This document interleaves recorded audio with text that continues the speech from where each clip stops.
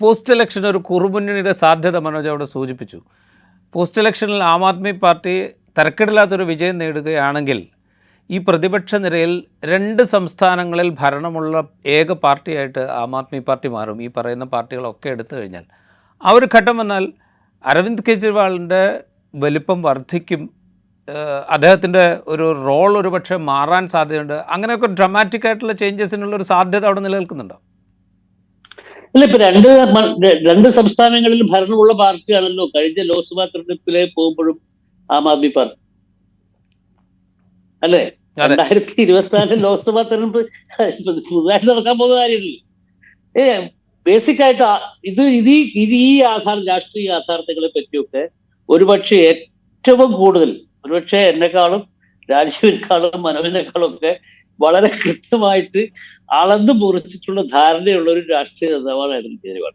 അയാൾ ഇടയ്ക്കിടയ്ക്ക് അയാൾക്ക് ഉണ്ടായിരുന്ന അയാളുടെ ചുമൽ വലിപ്പത്തിനേക്കാളും കൂടുതൽ വലിപ്പമുണ്ട്, അയാളുടെ നെഞ്ചളവ് വളരെ കൂടുതലാണെന്ന് കാണിക്കാൻ വേണ്ടുന്നത് അതൊക്കെ രാഷ്ട്രീയ തന്ത്രത്തിന്റെ ഭാഗമായിട്ടാണ്. അല്ലാതെ അയാൾ ഈ തെരഞ്ഞെടുപ്പ് ജയിച്ചാലും അയാൾ എവിടെയാണ് ദേശീയ രാഷ്ട്രീയത്തിൽ നിൽക്കുന്നത് അയാൾക്ക് കൃത്യമായിട്ട് അറിയാം. അയാൾ ഒരു അഖിലേഷ് യാദവിനേക്കാളോ ഒരു തേജസ്വി യാദവിനേക്കാളോ അല്ലെങ്കിൽ മമതാ ബാനർജിയെക്കാളോ, അഖിലേഷ് യാദവ് എന്ന് പറയുമ്പോൾ ലോക്സഭയിൽ 35-ൽ പരം സീറ്റുകളുള്ള ഒരു പാർട്ടിയുടെ നേതാവാണെന്ന് ഓർമ്മിക്കുന്നു. അപ്പൊ അയാളെക്കാളൊന്നും മോളിലല്ല എന്നുള്ള കാര്യം അരവിന്ദ് കെജ്രിവാളിന് കൃത്യമായിട്ട് അറിയാം. പിന്നെ നിങ്ങൾ ഈ കുറുമുന്നണിയുടെ കാര്യം പറഞ്ഞു. കുറുമുന്നണി ഇപ്പൊ തന്നെ ഉണ്ടായി കഴിഞ്ഞു. ഈ തെരഞ്ഞെടുപ്പിനെ പറ്റി കൂടെ പറയാവുന്ന ആത്യന്തികമായിട്ട് പറയാവുന്ന ഒരു കാര്യം, ആം ആദ്മി പാർട്ടി തിരിച്ചു വന്നാലും ഭാരതീയ ജനതാ പാർട്ടി ഡൽഹിയിൽ അധികാരത്തിൽ പിടിച്ചാലും നഷ്ടം ഒരു പാർട്ടിക്കേ ഉള്ളൂ.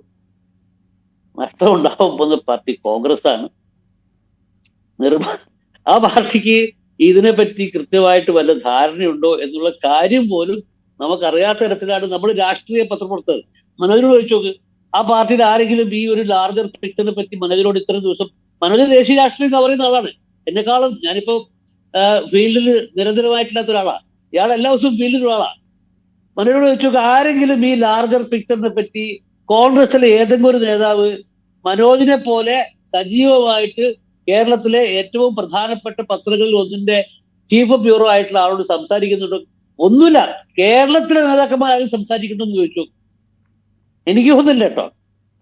മനോജ്, ആ ചോദ്യത്തിന് മറുപടി ഉണ്ടോ? ഈ ചോദ്യം തന്നെയാണ് കോൺഗ്രസിന്റെ ഏറ്റവും വലിയ ഈ പറഞ്ഞ പോലെ ഒരു അളവ് പോലായിട്ട് നമ്മൾ കണക്കാക്കേണ്ടത്.